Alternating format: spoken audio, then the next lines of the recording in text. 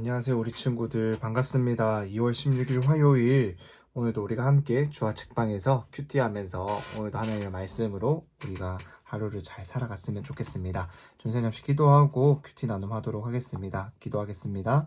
하나님 감사합니다. 오늘도 우리가 하나님의 말씀으로 살아갈 수 있게 하신 것 너무나도 감사합니다. 하나님 이 말씀이 우리 안에 들어올 때 우리가 말씀에 민감하게 반응하며 하나님의 말씀에 따라서 살아갈 수 있는 믿음과 용기를 더하여 주시옵소서. 성령님 우리의 마음을 비추어 주셔서 하나님의 말씀을 깨달아 알 수 있는 은혜와 지혜를 더하여 주시옵소서. 예수님의 이름으로 기도드립니다. 아멘. 오늘 우리가 함께 마태복음 14장 3절에서 8절까지의 말씀을 한번 세 번 읽어보고 또 큐티 나눔하도록 하겠습니다.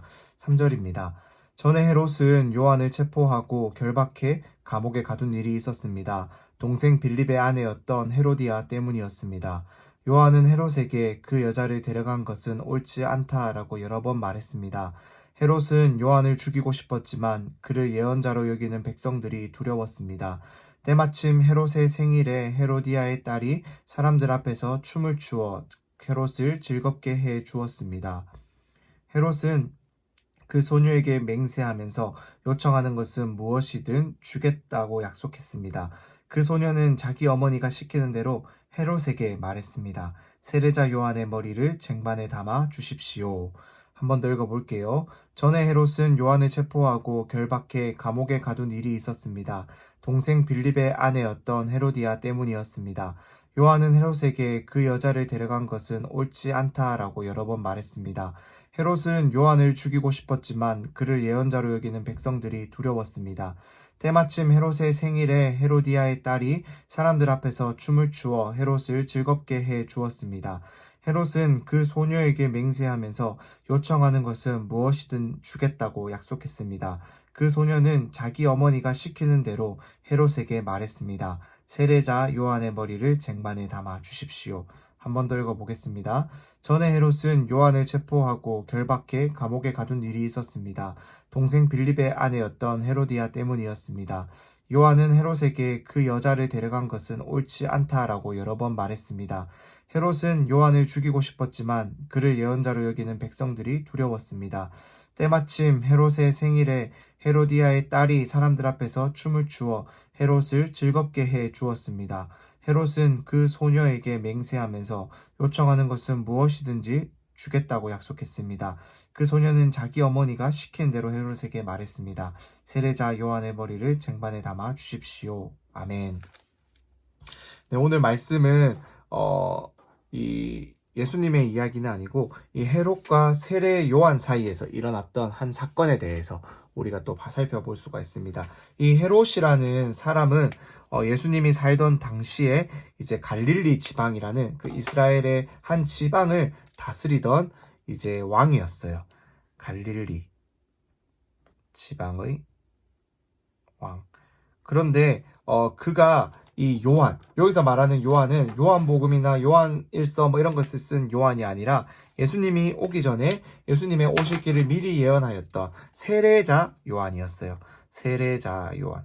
그래서 그는 예수님이 오시기 전에 먼저 예수님이 오실 길을 예비하면서 이 요단강에서 사람들에게 죄를 회개하라라고 선포하면서 세례를 베풀던 사람이 세례자 요한이었어요.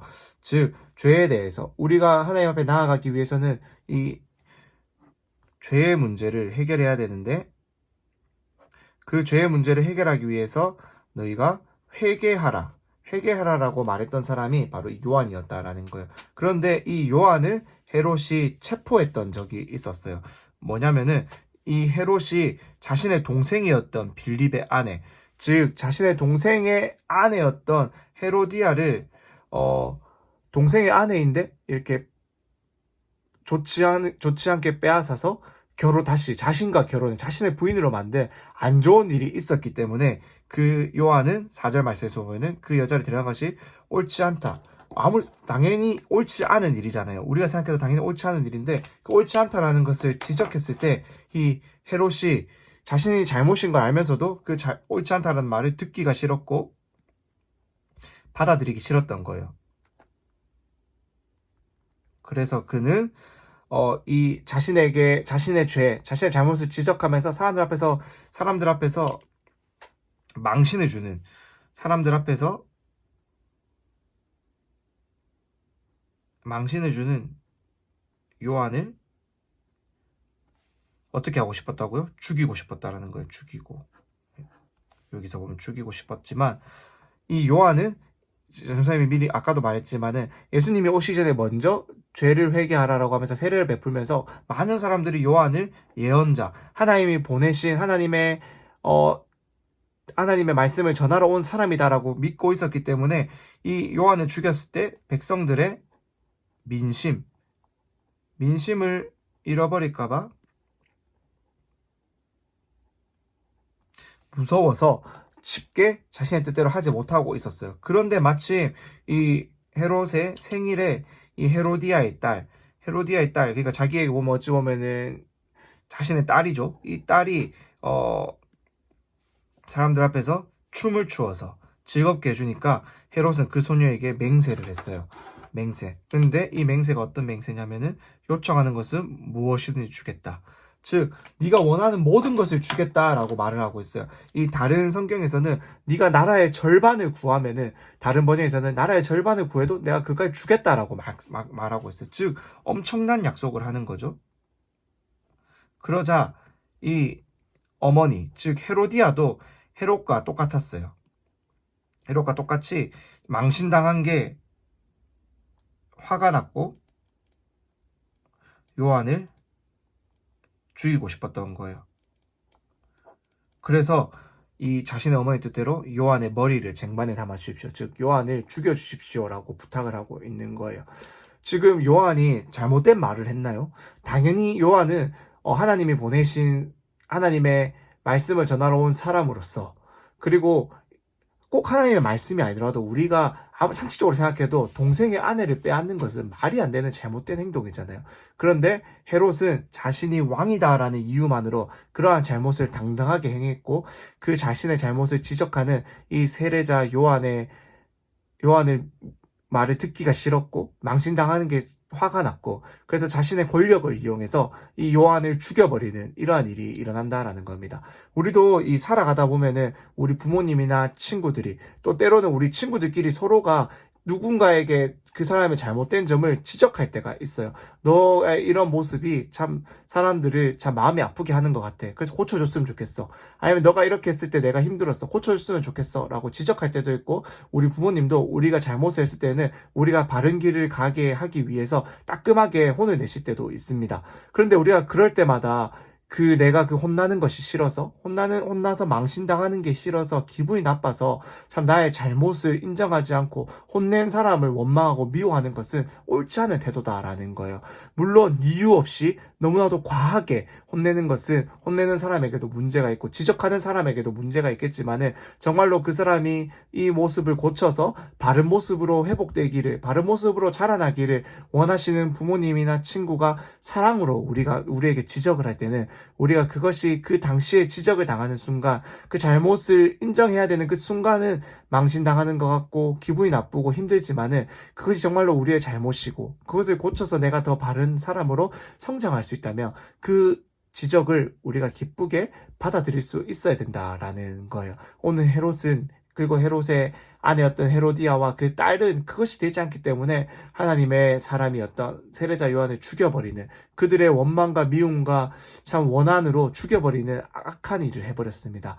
우리 친구들이 누군가를 기적한다고 해서 누군가를 죽이거나 이런 짓을 우리가 할 수는 없겠지만은, 마음으로 미워하는 것, 우리 예수님이 말씀하셨어요. 마음으로 미워하는 것도, 그 사람을 마음으로 싫어하는 것도 살인하는 것이다 라고 말씀하셨어요.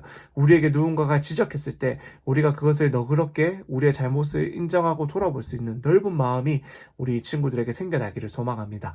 그래서 정말로 하나님의 말씀에 우리의 행동과 삶을 비추어 보면서 날마다 이렇게 큐티를 하면서 우리의 잘못이 무엇인지를 돌아보고, 또 그러한 지적을 겸손하게 받아들이면서 또 성장할 수 있는 우리 친구들 될 수 있었으면 좋겠어요. 또 반대로 누군가의 잘못을 보았을 때 우리가 지적당하는 게 기분 나쁘듯이, 우리 그 사람의 잘못이 아무리 당연하지만 지적당하는 것은 아무리 해도 기분이 나빠요. 그렇기 때문에 사랑으로 정말로 그들을 품어주고 또 사랑으로 그들에게 말해줄 수 있는 그러한 사랑의 입술이 우리 친구들에게 생겨날 수 있기를, 넘쳐날 수 있기를 선생님 기도합니다. 그런 옆에 부분들을 우리 친구들 한번 채워보고 선생님 기도하고 오늘 마치도록 하겠습니다. 기도하겠습니다. 하나님 감사합니다. 오늘도 우리가 하나님의 말씀을 통해서 참 하나님의 마음을 닮아 알기를 소망합니다.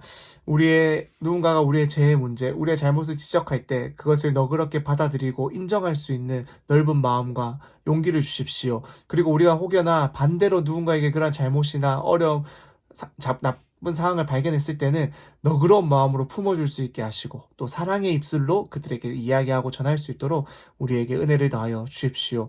하나님, 우리가 하나님의 말씀에 날마다 비추어 보며 우리의 행실이 선해지고 하나님을 닮아가기를 소망합니다. 그래서 하나님을 닮아 하나님을 따라 살아가는 우리 친구들 다 될 수 있도록 은혜를 더하여 주시옵소서.